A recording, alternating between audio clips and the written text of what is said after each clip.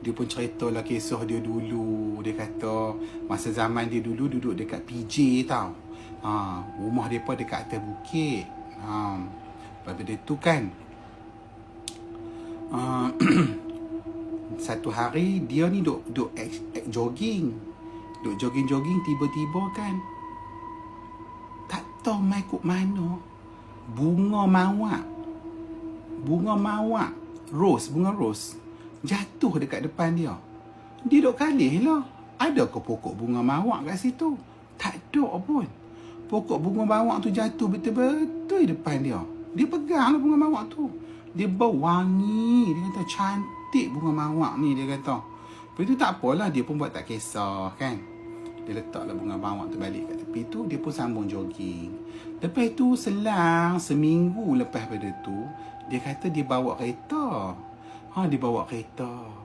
Lepas pada tu kan, dia nak bawa kereta daripada rumah dia kat atas bukit PJ, nak turun, nak pergi ke bawah lah kan. Tu dia nampak satu couple ni, laki bini duduk jalan. Bini tu mengandung. Jadi dia ni macam duk nampak pada jauh sebelum dia nak sampai kat depa. Kata, kesian lah pula jalan macam yang orang kata petak larat tu kan, jalan kaki. Lepas tu dengan laki dia. Lepas tu sepupu aku pun berhenti. Bila berhenti, sepupu aku kata, do you need a ride? Nak tumpang ke? Nak turun ke bawah? Kan? Kesian dekat you all jalan kaki, kata. You pregnant. Lepas tu dia kata, terima kasih. Dia kata macam tu. Dia pun masuk dalam kereta sepupu aku. Duduklah dekat belakang dua orang. Kira sepupu aku yang perempuan tu, dia bawa kereta lah. Lepas tu dia pun sembang lah. Dia tengok kat cermin je lah kan. Bila dia sembang tu, cermin kat kereta kan, ada cermin tu, dia nak tengok kat situ je lah. Lepas tu dia kata lah, tiba-tiba kan, yang perempuan tu tanya, you apa khabar? Lepas tu, you apa khabar? Lepas tu sepupu aku kata, khabar baik, kata. Lepas tu laki dia diam je. Sepupu aku kata nampak kat cermin tu diam je. Lepas tu perempuan tu tanya lagi, mak you sihat dah ke daripada batuk-batuk? Lepas tu sepupu aku kata, dah sihat dah. Itulah baguslah, dia kata. Makanlah, dia kata, minum madu yang ada kat rumah tu. Nanti lama-lama baiklah batuk mak you tu. Lepas tu sepupu aku tu dia macam tak terfikir tau, macam mana dia ni tahu mak aku batuk. Dia pun tak terfikir benda tu. Lepas tu sepupu aku tanyalah dia, you pregnant berapa bulan dah? Kata, ni dia kata nak anytime lah, dia kata. Ni kami pun sebenarnya ni nak pergi hospital, dia kata. Tapi itulah, tunggu taksi tak ada pun, dia kata. So kami jalan kaki. Sepupu aku pun diam, sembang. Sepupu aku tengok dekat cermin, tengok muka laki dia pun diam, tak kata apa. Bini dia je yang rabung sembang dengan sepupu aku. Lepas tu tak apalah, bila sampai ke bawah dekat traffic light, sepupu aku berhenti. Lepas pada tu tiba-tiba kan, dia kata kat sepupu aku, you ada taksi dah kat belakang tu. Okey lah, I dengan Habib I turun lah dekat sini, kata. Kami naik taksi, dia kata macam tu. Terima kasih banyak-banyak tumpangkan kami, dia kata, turun ke bawah. Lepas pada tu sepupu aku kata, okey ke, boleh ke? Lepas tu sepupu aku tengoklah dekat cermin kereta dia kan. Tengok kat cermin belakang tu. Tengok cermin belakang tu, nak tengok cermin, tengok betul ada taksi kat belakang. Jadi mereka tu nak turun daripada kereta sepupu aku tu. Dia dah kata terima kasih apa semua. Sepupu aku pun kata okey lah kan, dah tumpangkan.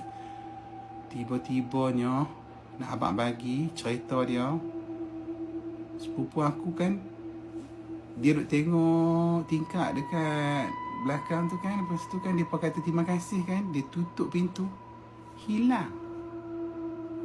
Laki bini tu hilang. Tapi pun dekat teksi tu ke apa, sepupu aku nak tengok lah, kokok dia nak pergi kat teksi jalan kaki kan, dia berhenti dekat traffic light, hilang. Tak tahu pergi mana. Siapa dia yang duduk dalam kereta tu? Lepas tu sepupu aku jadi macam terkejut tau. Bila sepupu aku jadi macam terkejut, lepas tu kan sepupu aku duk sambil bawa kereta kan, otak kepala dia tu kan duk macam bermain-main lah dalam kepala otak dia. Siapa dia mereka ni? Awak hilang. Lepas pada tu kan, sepupu aku tanya pula lah kat diri dia, macam mana dia tahu mak aku sakit? Macam mana dia tahu mak aku batuk? Macam mana dia tahu mak aku boleh baru baik sakit batuk tu dah berapa hari dah? Dia tahu ke semua? Wahalnya sepupu aku yang perempuan tu, dia tak kenal pun yang dua orang lelaki bini ni dalam kereta ni. Dia tumpangkan saja. Tapi dia tu tak apalah. Dia pun macam panik tau. Benda tu something yang very unusual lah berlaku dekat dia. So dia balik rumah, dia cerita lah kat family apa semua kan. Dekat cousin-cousin apa semua. Macam ni, macam tu. So tak apalah. Selang seminggu lepas pada tu, nak abang bagi kat hampa, di antara dia tidur dengan tak tidur, macam mata tu macam nak lali tak lali tu kan, dia tak nampak, dia dengar suara. Orang tu kata suara yang dia dengar, perempuan yang naik kereta dia tu, dia dengar balik. Perempuan tu kata macam, letak je. Ni nak ambil berkat, dia kata. Nak letak dekat atas sepupu aku. Supaya sepupu aku tu macam mana nak kata? Hampa tahu tak macam selalunya orang duk belah lidah kan? Dia ni kononnya dia dah beranak dah. Dia nak letak baby dia tu dekat atas sepupu aku tu. Kononnya macam nak ambil berkat ke, aku pun tak tahu. Dan dia namakan anak dia tu Nadia. Nama sepupu aku Nadia. Dia berkenan sangat nama Nadia tu. Dia ambil nama sepupu aku tu Nadia tu, dia letak.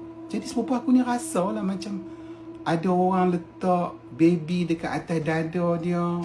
Tapi dia tak nampak. Dia dengar suara je. Tu kan dia kata.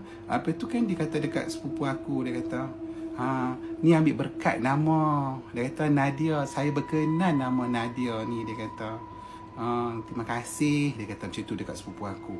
Lepas tu kan sepupu aku pun kan dia tidur, tiba-tiba dia terkejut jaga kan. Macam tak ada apa. Tapi dia dengar masa time dia duduk tidur tu, di antara tidur dan tak tidur tu, dia dengar suara tu duk habaq kata, suruh letakkan baby tu kat atas dada sepupu aku. Lepas tu nak ambil berkat nama, sebab tu nak kena letak baby tu dekat atas dada sepupu aku tu. Dia dapat anak perempuan. So dia namakan anak dia tu nama sepupu aku juga, Nadia. Lepas pada tu tak ada apa-apa dah lah. Hilang macam tu je. Takut noh pun noh. Pasal sepupu aku, dia punya rumah dekat PJ dekat bukit. Rumah dia atas bukit. Rumah VIP lah. Rumah besar-besar lah kat atas tu. So memang kawasan situ tu memang agak berantu lah kawasan situ. Macam-macam kisah ada. Tu yang sepupu kata, aku tak boleh lupa kisah tu sampai kelar.